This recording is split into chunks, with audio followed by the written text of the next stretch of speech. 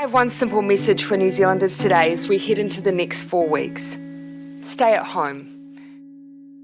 At 11:59pm on the 25th of March 2020, New Zealand entered COVID-19 Level 4 lockdown. Life as we knew it came to a halt. Gridlock disappeared, birdsong got louder, people in whānau biked, baked and walked more. What didn't change was the daily onslaught of marketing for cheap and unhealthy foods and drinks, even if you couldn't leave home to buy them. The food and beverage industry leveraged the lockdown, using a variety of techniques to keep their brands and products top of mind, by wielding one very powerful tool, social media. So how did they do it? Gamified advertising integrates brands, products and messages into play. Interactive and appealing, advergames are being increasingly used by the fast food industry to target children. How? By rewarding play with unhealthy food products. It's not a new tool, but it came into its own during lockdown. KFC posted an interactive challenge video that starred their brand icon and featured the wide range of their menu items. Griffin's Beer in the Window bingo on Facebook linked their iconic cookie beer to lockdown beer hunts. And their Bubbling Lava Challenge invited you to reward your children with a biscuit if they successfully navigated a homemade course. Hell Pizza engaged families and children via Facebook by offering 666 free kids' pizzas as prizes for their colouring competition. And Lewis Road Creamery did much the same, with a dot-to-dot craft project and a colouring competition with spot prizes. Advergames are designed to engage players to such an extent that they form strong relationships with the brand and are more likely to consume them. The University of Auckland's COVID Chi study found that Kiwis tended to eat more fruits and vegetables during the lockdown. But they were seeking comfort food too, buying more ice cream, more snacks and more desserts, 57% more desserts. It was and is a stressful and uncertain time for many people. Taking solace in food is an understandable human response. But at a time when people were feeling stressed and anxious, food and drink brands took advantage of our food emotions, especially the need for comfort, pleasure and distraction. Krispy Kreme reintroduced its virtual arcade to relieve boredom and help people get through their self-isolation.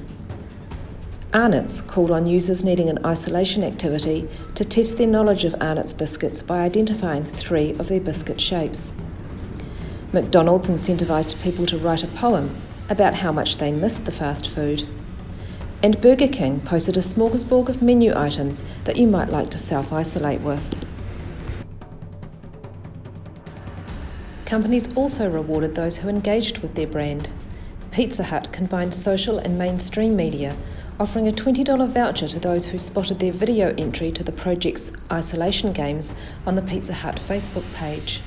Kia ora Pizza Hut lovers, Lloydie here from Three's The Project. I hope you have been enjoying our isolation games. Yeah, I certainly have. Each week our mates at Pizza Hut will be posting some classic isolation games entries that didn't quite make the TV cut, but you'll enjoy nonetheless. Yeah, so tag your mate or DM Pizza Hut if you see your video featured and they'll send you a $20 voucher to use when we're all released from our bubbles. Oh, it's going to be so delicious. Let the isolation games begin. And Burger Fuel promised to release a new burger if Kiwis stayed home and safe during lockdown. A strategy heavily used during lockdown was philanthrocapitalism, a type of corporate giving that appears altruistic but is actually also designed to meet the needs of the business and its brand. It was extensively used in relation to frontline or essential workers. Here's how. Nestlé branded its Kit Kat confectionery. Whittaker's invited people to nominate their essential services lockdown legend so they could deliver them free chocolate, while Lewis Creamery delivered free chocolate milk. Domino's New Zealand offered free pizza, while Bennett's gifted chocolate to healthcare workers at Canterbury District Health Board. Overseas, brands promoted the work of their own frontline staff in maintaining the supply of unhealthy products, and, ironically, associated themselves with important health initiatives such as COVID-19 testing. As we all adjusted to new ways of working, food and drink companies followed suit, inserting themselves into our new normal to keep their brands front and centre. Here's the free downloadable Zoom background that McDonald's made available.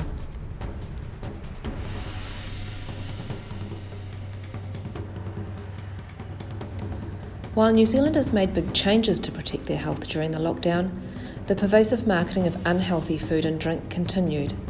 Combined with 4 weeks of going without, this resulted in huge demand.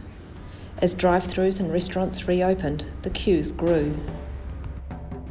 Promotions connected to the Level 4 lockdown continue. Here's Krispy Kreme's offer of a dozen free donuts to everyone whose birthday had fallen during that time. The marketing and advertising of high-energy foods and drinks directly influences what we, and importantly our children, eat and drink. 1 in 7 Auckland children is overweight or obese, and nationally 30% of us are obese. And our children are also more than twice as likely to be exposed to unhealthy food marketing than to healthy food marketing. The idea that we all just need some self-control, some willpower, and to make better choices is vastly oversimplified. As the University of Auckland's Dr. Milind Mandlik has commented, so the reality is that individual choice is a false premise. Multiple fast food outlets are not really a genuine choice. Food marketers, in fact, create these desires and then steer our choices towards their products. The law needs to change, especially to protect our tamariki. Currently in Aotearoa, food and beverage companies and their marketing activities are self-regulated via the Advertising Standards Authority. What's needed is independent monitoring and a regulatory framework where government can hold the industry to account.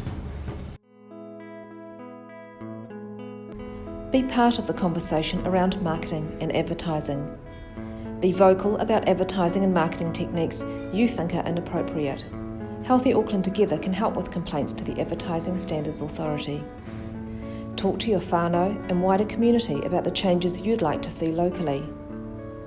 And raise the issue in conversations with media if you have the opportunity.